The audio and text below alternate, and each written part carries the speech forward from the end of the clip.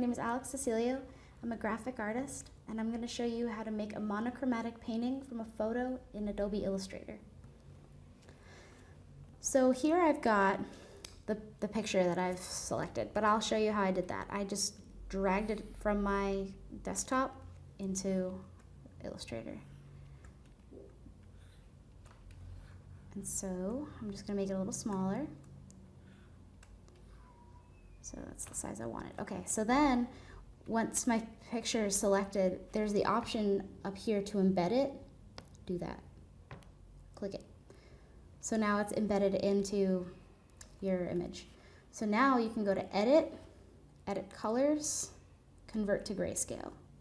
And right away it's going to convert to Grayscale. Now make sure it's still selected. Go to Effect, go to Artistic, and I'm going to do Palette Knife. And this is going to open up your options to make it look like a painting. So you can mess around with all sorts of different things in this, the stroke size, the stroke detail. I'm going to make it softer and a little more detail, or less. And you push OK, and then it reformats it, and there you have it. That is how you create a monochromatic painting in Illustrator.